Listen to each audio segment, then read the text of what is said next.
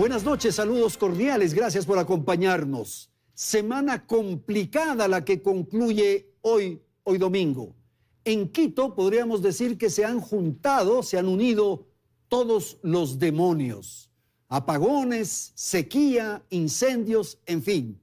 Nuestra invitada en este primer segmento de Hora 25, Inés Manzano Díaz, ministra del Ambiente y presidenta nacional del COE. Belén, buenas noches. Ecuador atraviesa una sequía alarmante que, según el gobierno de turno, es la peor de los últimos 61 años y que responde a un agresivo cambio climático. Esto hizo que la mayor parte del país sea declarada en alerta roja por la crisis hídrica. En total, 20 de las 24 provincias están en riesgo. Revisemos solo algunos datos de lo que este fenómeno está provocando. Alrededor de 35.000 hectáreas agrícolas están afectadas por la sequía. La provincia con los peores estragos es Azuay, en donde se ubican al menos 26.000 de esas hectáreas afectadas. A esta provincia se suman además Cotopaxi y Loja. Productos como hortalizas, café, cacao, papa y maíz son los más perjudicados. Los pastizales están completamente secos y eso causa un efecto también en el tema pecuario, pues no se puede alimentar al ganado. Con ello, 16.700 animales presentan afecciones parciales. El problema radica especialmente en Imbabura, Pichincha, Cotopaxi, Tungurahua, Chimborazo, en las zonas altas de Santo Domingo de los Áchilas y en la provincia de Napo. La falta de maíz también ha propiciado inconvenientes en el tema avícola. Diariamente se producen 14 millones de huevos, pero la producción se ha reducido en un 5%, pues no hay el alimento indispensable. Es decir, se ha dejado de producir 700.000 huevos al día.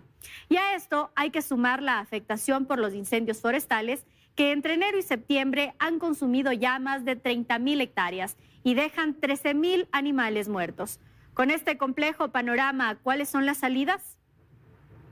Y claro, ministra, la primera preocupación tiene que ver con lo que Belén nos ha explicado y nos ha informado. La necesidad de tener alimentos es el primer elemento que surge como inquietud. La seguridad alimentaria. Buenas noches. Bueno, primero, buenas noches, gracias por la invitación y un saludo a las personas que nos están viendo y escuchando. A ver, cuando se instaló el COE nacional, lo hicimos bajo 3 criterios. El primero fue incendios forestales, déficit hídrico y seguridad alimentaria. Y lo que queríamos era tratar de prevenir elementos que podrían ahondar, por ejemplo, lo que estamos viendo en el reporte inicial. ¿Pero hay el riesgo de desabastecimiento o todavía no? No. El ministro de Agricultura en eso ha sido enfático en los... hemos tenido 3 sesiones de COE nacional y el ministro de Agricultura en el último nos comunicó que no existe problema de desabastecimientos y de hecho una de las decisiones fue que los gobernadores de las 24 provincias, no solo de las que están en alerta roja, estén al tanto y chequeando los temas de posibles alzas de precios que puedan tener cierto... Podría haber especulación y aprovecharse para incrementar los precios. Pero estamos en la exactamente. Ya. De hecho, nosotros tenemos un mapa con el cual trabajamos, que es un mapa de el estado del suelo en cuanto a la humedad. Ya. Y se ve que la falta de humedad hace que tengamos esta alerta roja de déficit hídrico. El déficit hídrico al final del día es que hay agua, pero que no existe suficiente para, por ejemplo, ciertos cultivos. Si un cultivo necesitaba 100, con el déficit hídrico, pues utiliza, 20. O sea, es eso. Se disminuye la cantidad de agua. Así es. Y los sistemas de riego, las acequias acá en la sierra, en fin, ¿qué estará operando ahí? A ver, mira, el Ministerio del Ambiente, que es de agua y transición ecológica. En el tema de agua, nosotros tenemos todo lo que son la formalización de las juntas de agua de potable y juntas de agua de riego. Entonces, cuando entramos a la administración, lo primero que hemos hecho es cuáles son las juntas que necesitan mayor ayuda y hemos determinado alrededor de, son 900 juntas y de esas 900 representan 144,000 hectáreas, obviamente son de riego, pero también tenemos las de agua potable. Y lo que estamos haciendo es entregando los aprovechamientos de agua necesarios y estamos también con un proyecto que lo estamos viabilizando en el camino, que es el proyecto para justamente ubicar proyectos de riego y de agua potable en estas juntas que hemos determinado. Eso, ahí quiero detenerme un rato, ministra, para que nos informe. El agua para consumo humano, ¿qué está ocurriendo? Bueno, en el agua de consumo humano nosotros desde el 16 de septiembre hemos enviado a los gobiernos autónomos descentralizados, porque tienen la competencia constitucional de proveer el agua potable, hacer el tratamiento de aguas residuales, etcétera. Y les hemos dicho que por favor nos digan qué problema tienen, cómo lo van a enfrentar, qué plan de acción tienen para ver cómo podemos ayudar. Del paneo que tenemos cada 3 o 4 días, por ejemplo, mantenemos a 7 cantones que tienen temas de desabastecimiento de agua potable por sequía. Hay otros 13 que tienen desabastecimiento, van a tener desabastecimiento de agua potable por el tema energético. Entonces, para los dos tipos de problemas tenemos que abordarlos de diferente manera, ¿no? ¿Y la afectación económica en el país es posible cuantificar? ¿Qué estará ocurriendo con la producción? ¿Qué estará sucediendo con el consumo? ¿La economía, ministra? Bueno, nosotros hemos pedido también, acuérdate, tenemos esta sesión permanente, que los diferentes ministerios que están en los temas de producción, agrícola, puedan darnos el estimado de este, digamos, efecto de crisis climática que tenemos, que es transversal, es sequía, es el tema de la falta de, por ejemplo, agua, como estábamos hablando, y también el tema de los incendios forestales, porque cuando hay un incendio forestal, aunque ustedes no lo crean, es como que relocalizar nuevamente nuevos recursos hacia lo que estamos haciendo, porque es inmediato, inminente. Y obviamente lo que acaba de pasar de Quito es uno de los peores porque estamos en un centro urbano. Claro. Ministra, vamos ahora al tema del déficit hídrico. Esto tiene consecuencia también en lo que hemos conversado, sí, pero en el asunto de la energía eléctrica. Esta, desde la información que usted tiene, es la sequía más importante que ha soportado el Ecuador. Esta idea que se ha insistido de que es la más fuerte de los últimos 61 años. A ver, es una insistencia basada en datos técnicos científicos. Entonces tenemos el INAMI, por un lado, que nos da, manejamos 2 indicadores principales, todo lo que es tema de pluviosidad, pluviómetros, y también el tema de los caudales. Y adicionalmente a esos hay otros que son más climáticos, como radiación o los vientos, etcétera. Pero estos 2 primeros son los más importantes. Entonces, en el caso de la estación meteorológica que está en Paute, o sea, en el centro de Paute, tenemos que 61 años histórico, o sea, como estadística histórica. Pero en esa zona. Claro, por eso porque estoy explicando. Usted, ministra, la sequía de Loja, 1968, hubo una migración importantísima. De hecho, Nueva Loja se llama porque la gente salió. En Manabí, 1990, también una sequía impresionante. Bueno, y ahora tenemos una sequía impresionante. Pero nosotros veíamos animales flacos por morirse en las imágenes que se transmitían. Bueno, de esa época hasta ahora lo que se ha mejorado es en los temas de sistemas de riego, abrevaderos, exacto, también para el ganado. Pero la sequía me refiero a la represa Daniel Palacios, que fue la primera represa que tuvimos en el complejo de Paute, complejo hidroeléctrico. Es la que hoy, digamos, por decirlo visualmente, la vas a encontrar en la mitad. Hacia arriba de Daniel Palacios está Mazar, hacia abajo está Sopladora y se quiere hacer otro proyecto adicional que se llama Santiago más abajo. Pero eso en esa parte, ¿por qué hago ese énfasis y lo ha hecho el gobierno? Porque Mazar es muy importante para no perder la previsibilidad de la energía que consumimos, es decir, que la que utilizamos. Entonces, por eso siempre hacemos énfasis de que es lo peor. Es más, va de la mano con desde que está la represa Daniel Palacios. Y a nivel general lo que tenemos es la información del INAMI, que dice que son 47 años en algunos lados, en donde tienen mejor sistema meteorológico, hablan de un poco más de 47 años. Pero yo me quedo con el tema de Mazar, que me parece importante para lo que estamos viviendo, y la parte general. El tema de la energía eléctrica. En primer lugar, han existido una serie de errores del gobierno, evidentemente. El haber dicho que fue un sabotaje al principio, luego un corte de una noche que fue anunciado también como mantenimiento, y ahora esta incapacidad de organizar los horarios, ministra. A ver, yo no creo que sea un error del gobierno. Yo creo que esto, lo que hemos heredado, es un error de los anteriores, porque un cambio de matriz energética no se hace en 10 meses, no se hace en un año. Solamente para que sepan, hacer, por ejemplo, un proyecto hidroeléctrico de gran magnitud, estamos hablando de hasta 6 años. Pero por el otro lado, no hemos tenido mantenimiento ni inversión en lo que le decimos nosotros el backup, o sea, el que nos soporta, que es la energía segura a través de termoeléctricas. Y tampoco se ha agilitado otros temas como, por ejemplo, Coca-Cola Sinclair, claramente no estuvo bien hecho.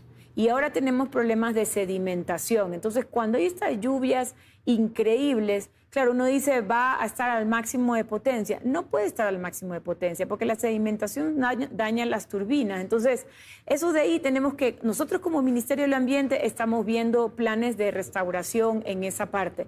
Pero por el otro lado, sí es importante conocer que nosotros tenemos yo desde mi ministerio tengo lo que yo le digo el pack solar, es decir, los proyectos solares. Ministra, hagamos ahí una pausa, ¿qué le parece? Porque usted tiene en su despacho 500 megavatios. Así es. Y vamos a conversar de eso, pero antes Belén tiene un aporte adicional en Hora 25.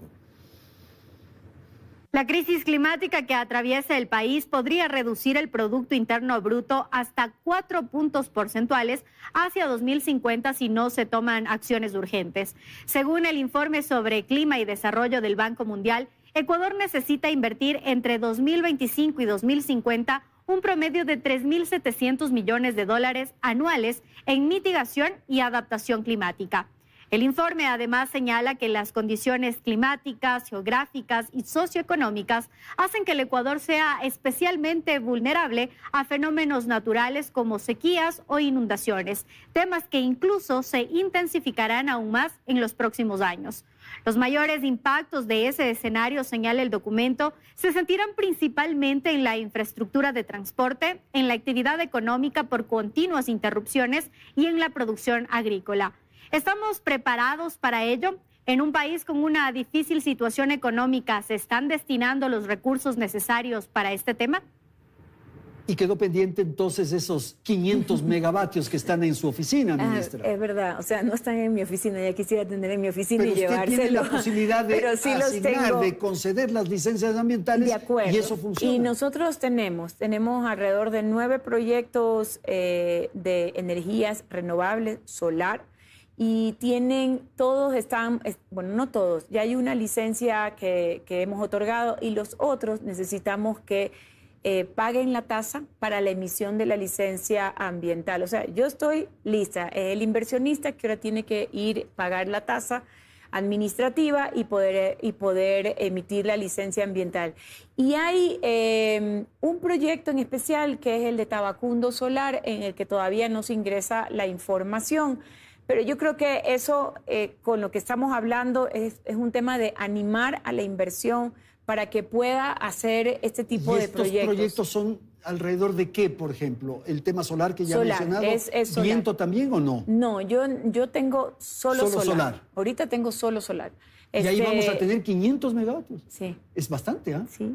Y esos son a corto plazo. O sea, es decir, no a corto si usted mañana, da la licencia, pero ya se podrían instalar ya tienen claro. para instalarse, y eso es una excelente noticia. Sin duda, si se logra concretar, pero eso es cuestión también de echar un ajo o no necesariamente. No, porque mire, el inversionista privado ha sido uno de los motores para el cambio de matriz energética. Entonces, eso es importante. Y lo otro que hemos estado conversando con el ministro de Energía es ir hacia también proyectos de largo plazo, que hay que comenzarlos a hablar, como el de la geotermia, que es importante porque es una manera, inclusive, es una manera de suplantar todo lo que es diésel. Entonces, por eso esto es una buena noticia, como digo, en temas de corto plazo. Corto plazo significa 18 meses, 24 meses, pero bueno, ya están, ¿no? Ok, ministra, la relación con los municipios, a mí me parece que es pertinente plantear esto, porque mucho de esto de los incendios y de las afectaciones y de estas capacidades para, por ejemplo, el alumbrado público, esas cosas, tienen que ser los municipios. El manejo de la basura. También. Porque ¿qué es lo que ocurre? Que estas personas que no tienen una formación adecuada hacen estas quemas para deshacerse de la basura. A ver, es verdad, de acuerdo a o sea, los municipios son los encargados de los incendios forestales y por eso tienen estos cuerpos de bomberos que son, en el caso de Quito, son de élite, extraordinario, un aplauso para ellos. Y lo que pasa también es que estos incendios forestales son incendios que en el caso de Quito han sido provocados. ¿Pero qué? ¿Intencionalmente? ¿Alguien que quiso hacer eso? Bueno, suponemos es muy difícil si llegar a esa conclusión. Yo no puedo, no es tan difícil, porque mire que tal vez a la media hora de que estuvimos en el tema del incendio, en el lugar del incendio, que yo le di encuentro al alcalde, lo primero que le pregunté al de la unidad de investigación del Cuerpo de Bomberos es ¿dónde fue? ¿Ya saben dónde se ubicó? Y me dijeron, sí, está en la Avenida de los Conquistadores. Y lo siguiente que pregunté, ¿saben si fue provocado? Y entonces me dijo, sí, los indicios es que son provocados, nos vamos a demorar para hacer el informe.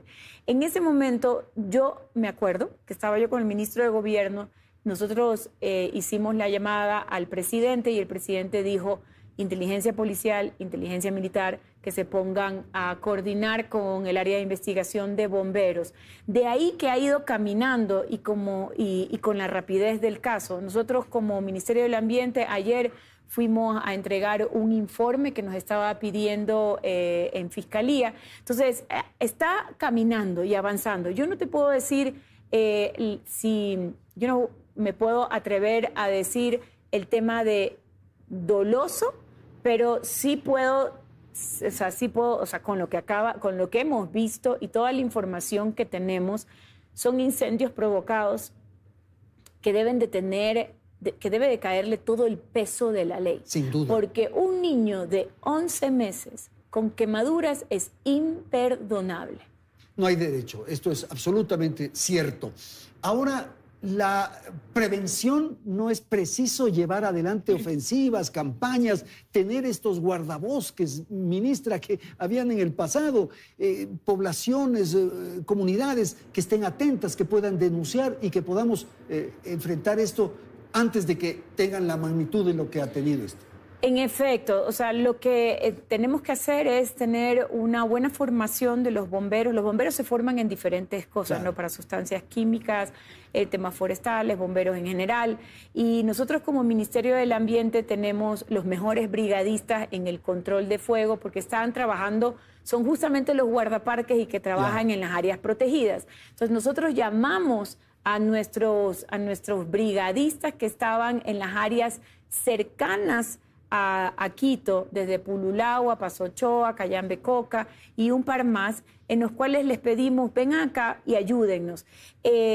Los certificamos, porque son certificaciones internacionales, y los ayudamos a través de un programa que tenemos para toda la región amazónica y claro, Ecuador es parte de eso.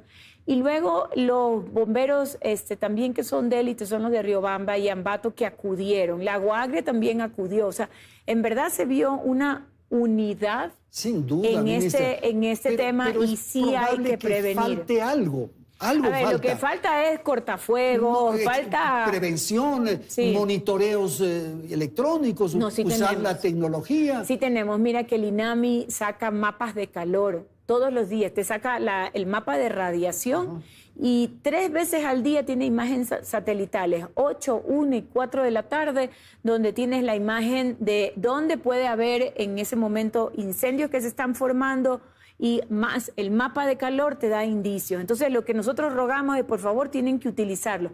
Y ojo, existe una resolución que estaba desde el otro gobierno donde se cobraba la información del INAMI y nosotros hemos dispuesto que no se cobre nada, hay ninguna acceso información, libre ahora, que acceso libre. De hecho, tenemos una aplicación de acceso libre adicional. O sea, yo he tratado de abrir la información. Pero ¿sabes qué? Si no tenemos información, no podemos tomar decisiones, no podemos tener políticas públicas. Entonces, una de las cosas más relevantes, que fue la decisión número 1 de cuando nos reunimos en el COE Nacional, fue unifiquemos toda la información, inclusive de los municipios, inclusive de las estaciones meteorológicas privadas. Tengamos a todos para que podamos tener este mapeo y un data room para poder ver. Ya.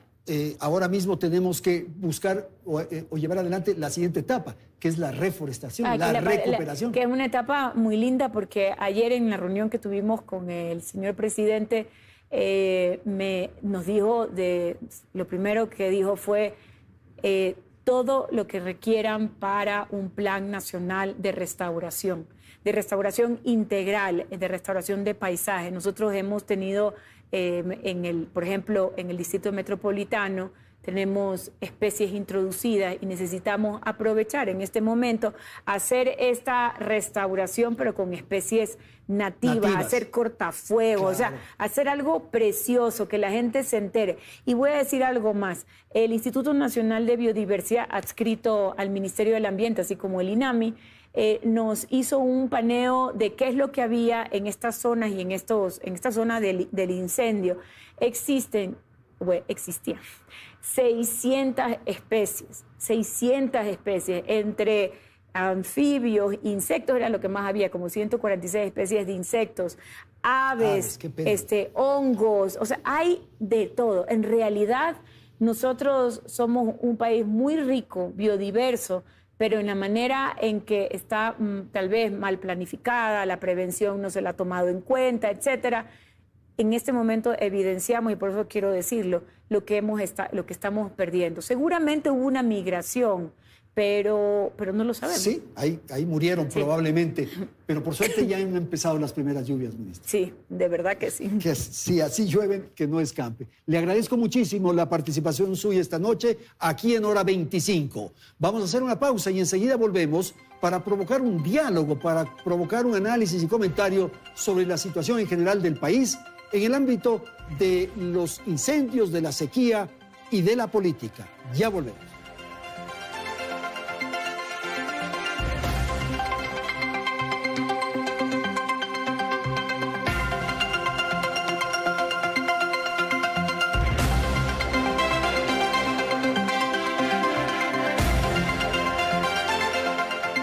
La situación hídrica ha producido además una crisis energética de la que ya hablamos en el programa anterior. Ya se han establecido algunas responsabilidades, pero también hay que tomar en cuenta las acciones que desde la ciudadanía podemos desarrollar para ahorrar el recurso energético. Veamos, por ejemplo, algunas de las actividades cotidianas que realizamos y cuánta electricidad consumimos con ellas. Una acción tan sencilla como apagar los focos en los espacios que no requieren estar encendidos o en donde ni siquiera estamos realizando alguna actividad permite ahorrar hasta 0,05 kilovatios hora por día. El aire acondicionado es uno de los aparatos que más energía consume, entre 1 y 4 kilovatios por hora. Es decir, que si lo usamos 8 horas al día, estamos consumiendo alrededor de 28 kilovatios hora. De allí que la recomendación es utilizarlo en el rango de 20 a 26 grados, pues si se coloca menos de 20 grados, el consumo de electricidad incrementa entre un 6 y 8%. Nos hemos acostumbrado además a dejar muchas cosas conectadas al enchufe sin que las estemos ocupando. A esto se le denomina consumo fantasma. Por ejemplo, el cargador del celular que dejamos conectado sin que estemos cargando el dispositivo consume 0,0002 kilovatios hora. Y aunque parezca una cifra insignificante, podemos sumar a eso el consumo del microondas conectado, la televisión, la computadora. Todo eso incrementa el consumo de energía en el hogar entre 7 y 11%. Lo recomendable es usar regletas con interruptor para desconectar varios dispositivos al mismo tiempo. Esto puede ahorrar entre el 5 y 10% de la electricidad en un hogar. Con estos consejos volvemos contigo, Andrés. Y claro, nuestros panelistas en este siguiente segmento, en este segundo segmento de Hora 25 son Simón Ordóñez, es sociólogo, articulista y analista político. Gracias a la presencia de Hernán Reyes, sociólogo y politólogo, docente de la Universidad Andina Simón Bolívar. Tema: la conducta y comportamiento de los ecuatorianos frente a la emergencia. Y claro, Belén nos ha puesto un tema central: lo que debemos hacer los ciudadanos de a pie de la calle frente a la situación energética. Ahorrar la electricidad. Lo que es barato, lo que no nos cuesta, finalmente lo votamos. Buenas noches. Buenas noches, Andrés. Hernán, un gusto estar contigo y un saludo para toda la audiencia. Sí, efectivamente, creo que en una situación de emergencia como la que estamos viviendo es necesaria la colaboración de todas las personas, ¿no? Creo que los individuos, digamos, en nuestros espacios domésticos podemos empezar contribuir a través precisamente de ahorrar lo posible no tenemos esa conducta, energía. Creo que en parte, ¿no es cierto?, eso tiene que ver con ciertos tipos de incentivos. En general, toda la economía, etcétera, funciona a través de incentivos, ¿no es cierto? Por eso incluso hay ciertos pensadores liberales, por ejemplo, ¿no es cierto?, que dicen que nunca hay un almuerzo gratis, por ejemplo. Esto de que no hay un almuerzo gratis genera, o la gente que piensa que hay el almuerzo gratis, ¿no es cierto?, para esas personas se generan incentivos perversos, pues si aparentemente no tiene costo, aunque otra persona lo paga, entonces tiende a desperdiciar ese recurso. Okay. Entonces creo que esa es una de las causas. Hernán, y claro, hay estos incentivos a los que se refiere Simón. Ahora el gobierno ha planteado la posibilidad de reducir el valor de la planilla a aquellos que consumen menos de determinados kilovatios. Eso no resulta, porque entonces yo, que tengo esa condición, sigo gastando. Pues. Así es, Andrés. Saludo a Simón. Sí. Bueno, en realidad, dos cosas. Uno, respecto al ahorro, sí, hay incentivos económicos, pero también hace falta cultura. Educar a la gente. Y creo que con un Estado bastante ausente, desde hace muchos años, se ha perdido esa posibilidad. Yo recuerdo hacia fines de los 80, años 90, existía acá el Instituto Nacional de Energía, el INE, y el INE era el instituto que, por un lado, hacía toda una actividad muy importante de concienciación ciudadana con respecto al ahorro energético en esos años, desde esos años. Y por el otro lado también de energías alternativas, que también pueden ser, digamos, utilizadas por particulares. La energía solar, por ejemplo, en países como Chile, es una energía muy importante y la gente que no es tan barato, digamos, pero digamos $5,000 un panel para una casa, pero a la larga amortiza. Me dicen, Hernán, que en Japón, por ejemplo, es frecuente ir a los barrios y justamente hay estos paneles, que es como las antenas estas que se ponen ahora para el acceso a la televisión. Ahora, respecto a lo otro, a mí me parece que se están mezclando dos cosas. ¿Qué cosa? Por un lado, yo creo que el gobierno no ha mostrado eficiencia en su gestión para manejar la cuestión eléctrica, lo estamos viendo ahora, ni siquiera está informando adecuadamente y correctamente de los cortes. Y por supuesto, cuando uno ve en las redes sociales, ahí está toda la indignación de la gente. Pero por otro lado, creo que está también jugando electoreramente.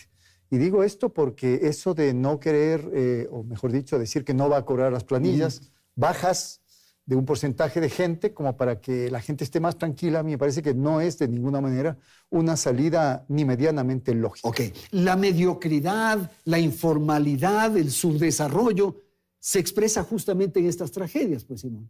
Ahí es cuando aflora, digamos, la circunstancia de no estar preparados. Sí, dos cosas. A ver, sí. Coincido en lo fundamental con Hernán, ¿no? Por ejemplo, a mí me pareció terrible que el presidente anuncie que no se cobrarán 3 meses, creo que enero, febrero, que no se va a cobrar. Claro. 3 últimos, octubre, noviembre, diciembre. Exacto. Sí. Justamente, digamos, haciendo uso de recursos públicos para una campaña electoral.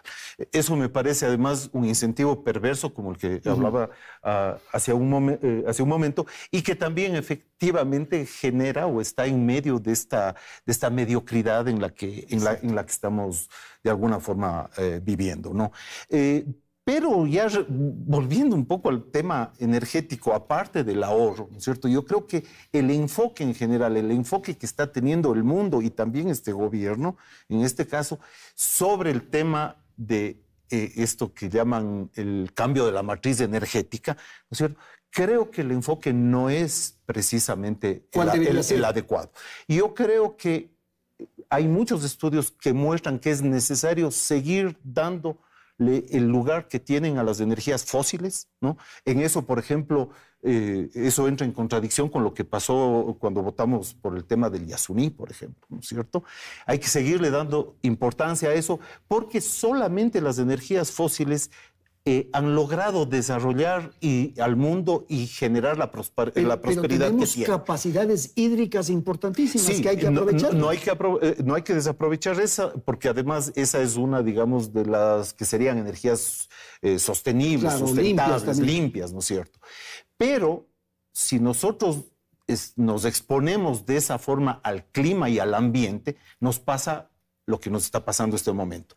Entonces, si la otra opción es irnos también por las energías alternativas como la eólica o la solar, vamos a seguir expuestos de la misma forma al clima. Entonces tenemos que fortalecer las termoeléctricas, tenemos que seguir pensando en las energías fósiles, pese a que ese es un discurso medio que está en debate. El diésel, el fuel diésel y todos estos combustibles, nuevamente. Así es, pero digamos desde una visión integral.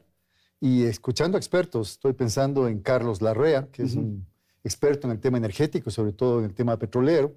Él dice la frontera, digamos, del horizonte petrolero del Ecuador es un horizonte a cortísimo plazo. Nos quedan unos pocos años más de explotación petrolera.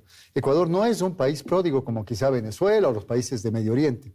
Entonces, en ese sentido, yo difiero un poco. Me parece que más bien hay que hacer una suerte de equilibrio entre lo que significa explotar lo más racionalmente posible, evitar la degradación ambiental, y por el otro lado, mirar a otros recursos.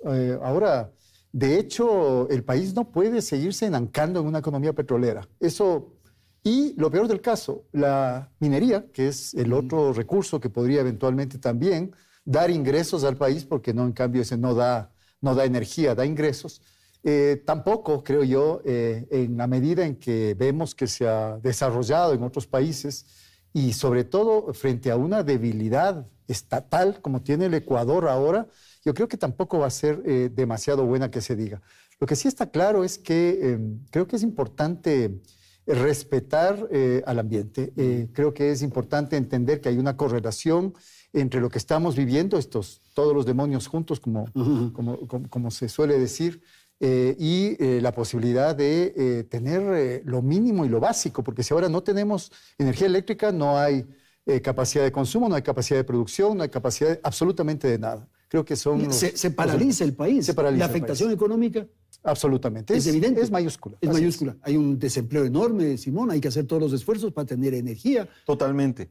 Por eso mismo hablo sobre todo de las energías fósiles, por ejemplo, que hay que seguirle apostando a eso.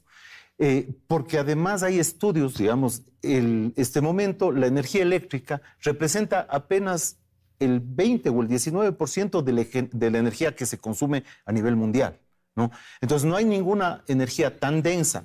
Me refiero a que en un volumen pequeño, digamos, en un X volumen, la cantidad de energía producida es grande, ¿no es cierto? Entonces, no hay energía suficiente, por ejemplo, a nivel la energía eléctrica no sirve, por ejemplo, para producir materiales como el acero, como el carbón, como la urea, como los plásticos, por ejemplo, ¿no es cierto? Y tampoco sirve para sostener todo el transporte mundial, digamos, pensemos en los miles de barcos y los miles de camiones que funcionan, y los aviones y todo. Entonces, no hay ninguna energía que sea capaz de eso. Y si es que nosotros no pensamos, ¿no es cierto? Eso no va a ser suplantado con energía solar, eso no va a ser suplantado con esto. Entonces, si es que estamos pensando que vamos a poder suplantar las energías fósiles en un lapso de 30, 40 o 50 años, estamos totalmente fuera del foco. Lo cierto es que no ha existido en el país planificación ni previsión. Hemos asistido a un verano sin duda muy contundente, muy extremo. Pero ¿es un verano como el que hemos tenido en el pasado o no, Simón? A ver, yo creo que es un verano bastante similar al que hemos tenido en el pasado. Justo conversaba antes de esto, cuando ayer me habías invitado al programa, me acordaba de Gabriela Clavo y Canela, ¿no es cierto? Ella, este personaje maravilloso de Jorge Amado, llega precisamente a este pueblito en donde vive Nasib, que es el otro. Llega precisamente huyendo de las sequías. Y en ese mismo tiempo y en esa misma novela, ¿no es cierto? Hay primero procesiones para pedir aguas y luego procesiones para decir que se detengan las aguas. Entonces, estos temas de la sequía, como tú hablabas hace un rato, la sequía de Loja, la sequía en Manabí, etcétera, eran muchísimo más graves incluso que las actuales, quizás de las mismas dimensiones. Hablemos de las mismas dimensiones. Pero ahora, gracias a tener energías, maquinaria, etcétera, que el mundo es otro, tenemos mucha mayor capacidad de adaptación y respuesta a las inclemencias del clima, ¿no? El verano, Hernán, por favor. Bueno, yo también concuerdo. Es decir, sequía ha habido. Sí. Y ha habido sequías muy graves, fuertes. Yo creo que es un tema, como tú dijiste, Andrés, de falta de planificación, falta de previsión, previsión inclusive al cortísimo plazo. Este gobierno estuvo, por ejemplo, advertido de lo que iba a pasar hacia noviembre, no se pensaba que iba a adelantarse, digamos, para septiembre, pero ya estaba advertido y no hizo absolutamente nada. Todas las medidas son de última hora, como es claro. La contratación de la barcaza en medio de sombras también fue una cuestión de último momento. El gobierno se ufana, ahora el presidente se ufanó en Nueva York, de que ha instalado 430 megavatios, cuando ya se vio que eso es una noticia falsa. Lupa Media ya lo contrastó y evidentemente lo único que tiene son los 100 megavatios de la barcaza turca, que encima no están ni siquiera produciendo 100 megavatios, sino 12 o algo por el estilo. Allá tendrán sus razones y tendrá que después compensar según el contrato. Entonces me parece que es falta de planificación, porque los últimos gobiernos no han planificado absolutamente para nada. Y segundo, una gestión absolutamente inadecuada. Yo dudo mucho que los funcionarios que están al frente, por ejemplo, del sector energético ahora, sean funcionarios que tengan las suficientes credenciales, al menos por lo que les he oído y por las razones que en un momento determinado han dado para tratar de justificar, no sé si justificar o explicar al menos por qué se dan los cortes. Se han dicho que son cortes de mantenimiento. A la larga ya sabemos que no son cortes de mantenimiento, son cortes por falta de provisión de energía. Y punto, eso lo pudieron haber dicho antes. Vamos a ir a una pausa, tenemos que atender la publicidad. En un instante retornamos.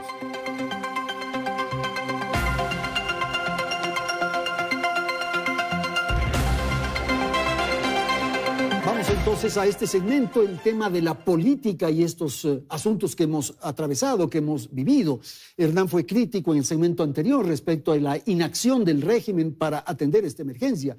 Yo escucho, por otro lado, críticas al actual alcalde de Quito también por no haber atendido lo del incendio, haber privilegiado, por ejemplo, la compra de estos vehículos para los concejales y para el propio burgomaestre y no dar una asistencia de herramientas, de equipo a los bomberos. Siempre estamos buscando el tema político. Sí, yo coincido con Hernán. Creo que este gobierno no da pie con bola. Creo que hay una falta clarísima de liderazgo y muchísima inexperiencia para el manejo de la situación. Creo que también, de alguna forma, esto viene de un poco más atrás. ¿no es cierto? Creo que lo que se hizo durante la época del correísmo, en donde hubo, digamos, aparte de un enfoque que, como decía hace un rato, me parece inadecuado depender únicamente de la naturaleza, así se tenga una naturaleza pródiga, etcétera, pero depender únicamente de ella es poner en riesgo a la sociedad. Pero también tuvimos casos de obras mal hechas y de enorme corrupción, como el propio proyecto del Coca-Cola Sinclair, ¿no? Entonces, esas cosas también hay que recordarlas. Y creo que de alguna forma también esto nos lleva a replantearnos aquello que ha venido, creo que se agudiza en la Constitución de Montecristi, y ahora incluso el nuevo presidente con esta nueva ley que saca, que es limitar excesivamente la participación del sector privado en la generación eléctrica, en la transmisión y los demás. Este es un tema muy crítico, muy polémico, digamos, esto de dar o de permitir la operación a los privados, Hernán. Es un problema más complejo. No se trata solo de un tema legal, normativo. No solo que la Constitución de alguna manera tiende hacia, en algunos casos es verdad, tiende a sobreestimar el rol y el papel del Estado, sino que en la práctica también hay ciertos sectores privados, empresariales fundamentalmente, que se han acostumbrado a lucrar del Estado. Y esto es interesante porque los sectores empresariales pudieron, si es que estaban tan interesados y había un gobierno que había hecho tan malas cosas, en poder equilibrar más o menos el tema energético, pudieran haberse abastecido y podrían haber participado e intervenido directamente, inclusive con inversión en el sector eléctrico. No se trata solo de la ley no más apagones o de soberanía eléctrica o energética, así como así. Yo creo que es un tema de equilibrio, vuelvo a repetir, donde el Estado tiene que participar, donde no se puede simplemente decir, no, el mercado, abramos el mercado energético y la libre competencia, como estoy escuchando que algunos analistas dicen. Me parece que eso sería terrible porque, claro, esos analistas lo dicen en el sentido de que no les importa un comino qué va a pasar con los precios. Bueno, pero a mí como cliente me importa un comino quién me da la luz. Lo que quiero es tener luz. Por supuesto, el tema es que no se trata de luz solamente para los empresarios. Voy a poner un ejemplo. No, para los ciudadanos comunes y corrientes. Por supuesto, y ahí está el tema tarifas. Y las tarifas en este país, en las condiciones económicas en las que nos desenvolvemos, no pueden ser tarifas dejadas de libre mercado. Por el otro lado, me parece que hay también unos, lo que les llaman unos estímulos al sector empresarial absolutamente inadecuados. Estoy pensando en cuánto, por ejemplo, están subsidiando a los dos proyectos mineros que existe este rato en el Ecuador, dos grandes proyectos mineros, el Cóndor Mirador y algún otro, me parece que es en INTA. Con electricidad subsidiada. Están consumiendo el proyecto Mirador está consumiendo lo que consume 1.800.000 ecuatorianos. Y hay un subsidio de alrededor, lo que he escuchado, $600 millones. ¿Por qué? ¿A costa de qué? A costa de los más pobres. Un tema delicado también. Mira, sí. Porque para que la inversión privada pueda venir, se necesita tener tarifas adecuadas. Yo creo absolutamente, en cambio, en que es necesario liberalizar los precios. Todo control de precios en cualquier tipo de mercancía, y en este caso la energía es una mercancía, ha generado enormes distorsiones en el mercado y normalmente se presta a que existan mercados negros, etcétera, ¿no? Entonces, justamente cuando un Estado fija tarifas, ¿no es cierto?, vienen estas fallas del mercado, ¿no es cierto?, que no se dan en los espacios en donde uno ve que no existe fijación de precios. Los alimentos, la ropa, etcétera, cualquier otro producto, incluso los productos, ¿qué producto de mayor necesidad que la comida, ¿no es cierto?, no tiene fijación de precios, y por eso es que funciona bien, porque además los precios son, es lo que ofrece la información para ver cómo produce la gente. Entonces, yo coincido con Hernán en eso de que a veces los privados se alían con el Estado para obtener grandes réditos. Y creo que lamentablemente eso fue una de las cosas que pasó claramente, ha pasado durante varios gobiernos, pero que se exacerbó de una forma totalmente enorme en la época del correísmo. Ahora, ¿no? sí pueden convivir lo público y lo privado. Y quizás lo que ocurre con las telecomunicaciones, Hernán, es una buena experiencia, un buen ejemplo. Hay una empresa que es CNT, que es del Estado, y hay 2 operadoras privadas en la telefonía celular. Entonces tú decides si quieres CNT o si quieres la Telefónica A o la Telefónica B. Sí, por supuesto. Yo creo que hay necesidad de que haya una oferta variada. Creo que hay la posibilidad también, vuelvo a repetir la palabra equilibrio, de poder hacer alianzas entre lo público y lo privado. No, ahí no está el problema. El problema está en que los precios no los maneja bien el mercado. Ese es un mito, esa es una falacia. Estoy pensando en el precio de los alimentos. Se había mencionado, Simón, ese ejemplo y quiero rebatirlo. El precio de los alimentos no se está fijando por el mercado, se está fijando por una sobreexplotación al pequeño productor. Es decir, si es que el pequeño productor cobrase lo que debería cobrar por los precios que finalmente después van intermediario a intermediario y finalmente llegan al consumidor, los precios de alimentos en el Ecuador serían aún más caros de lo que son. Entonces, yo digo, a ratos hay un modelo bastante perverso que está echando la culpa o ha echado la culpa de todos los males al Estado. Diferenciemos además de Estado de gobiernos, porque ha habido gobiernos que han hecho mejor las cosas y gobiernos que lo han hecho peor. Y las cifras lo demostrarán, la historia los juzgará, como se suele decir. Pero el Estado como tal es un ente absolutamente necesario que en países como el nuestro, donde existen enclaves de élites y de sectores económicos que están lucrando a veces, inclusive a costa del Estado, es imprescindible. Es fundamental el Estado.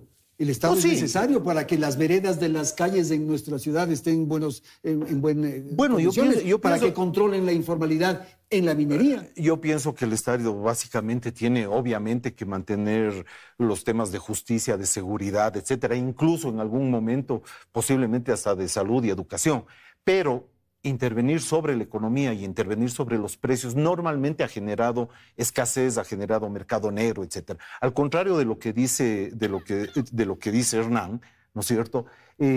Por ejemplo, yo creo que yo he visto cualquier pequeño productor, por ejemplo, ¿no? Lo único a lo que aspira es que sus productos se vendan en una cadena grande, en alguno de estas cadenas de supermercados. Y aspira a eso precisamente porque ahí se garantiza tener un precio, una venta, etcétera, etcétera, que seguramente le conviene, porque nadie entra al mercado, ni el mercado, digamos, está hecho digamos, de negocios donde alguien pierde y alguien gana. Normalmente ganan las 2 personas. Y tú ponías el ejemplo de las telefónicas. Cuando, digamos, hay la telefónica estatal y las dos operadoras privadas. Si nosotros recordamos los precios que tenía el servicio telefónico hace solo 20 años, eran precios absolutamente inmanejables. Uno tenía que hablar 30 segundos con una persona para no desfinanciarse. Y toda esa regulación automática de precios y a la baja se ha dado únicamente por oferta y por demanda y por competencia. Ahora, sí es inadmisible que la energía cueste 4 o 7 centavos y tengamos que pagar 50 a Colombia. Eso no es... Absolutamente, y eso es una demostración más de mala gestión. Inclusive este propio gobierno, parte de las excusas que dieron los ministros que salieron a hacer vocería pública, era que Colombia también tenía los mismos problemas. Sí, claro. Ya se demostró que es otra fake, otra noticia falsa. Después hablaron de Perú también, vieron que no. Entonces, yo creo que no hay que culpar a quien no se debe. Yo creo que hay que asumir responsabilidades y culpas. De todas formas, yo lo que sí creo es que en esta situación, y para simplemente volver al tema de la politización del desastre, como se le podría juzgar, yo creo que primero hay una atmósfera y un clima de opinión absolutamente enrarecido, en parte justificado. Hay una indignación ciudadana porque no podemos volver a retroceder a los años, quién sabe qué, que no hay luz. Hay gente que está en las redes sociales diciendo, a mí me están quitando 13 horas la luz, o a mí me están quitando la luz me están dando la luz de las 23 horas a las 7 de la mañana. ¿Cómo quieren que abra mi negocio? Entonces, es evidente que en un país tan polarizado, política, ideológicamente, socialmente, viene este tipo de mala gestión. Estamos un poco como que en acefalía. La gente empieza a sentir en carne propia lo que está pasando, incendios, más falta de energía eléctrica, más falta de agua, no hay horizonte y encima ya se vienen las elecciones, así que estamos Simón, completos. Contigo terminamos, 30 segundos, este criterio de politizar la tragedia, por favor, rápidamente. Sí, yo creo que muchos han hecho eso. Creo que, sin embargo, el mundo en el que estamos viviendo no es tan malo, no estamos al borde del apocalipsis. Y creo que... Pero la política exacerba. Pero la política exacerba, y a veces también, Andrés, los medios contribuyen mucho a exacerbar esta sensación apocalíptica que tenemos sobre el mundo, y ese es el espacio perfecto para que aparezcan los mesías, para que aparezcan los salvadores y los autoritarios. Señores, muchísimas gracias por haber asistido a este llamado y haber conversado sobre la situación compleja que ha vivido el país, la ciudad de Quito en particular, en el transcurso de esta semana que concluye. Gracias a nuestros invitados, felicidades, hasta la próxima semana.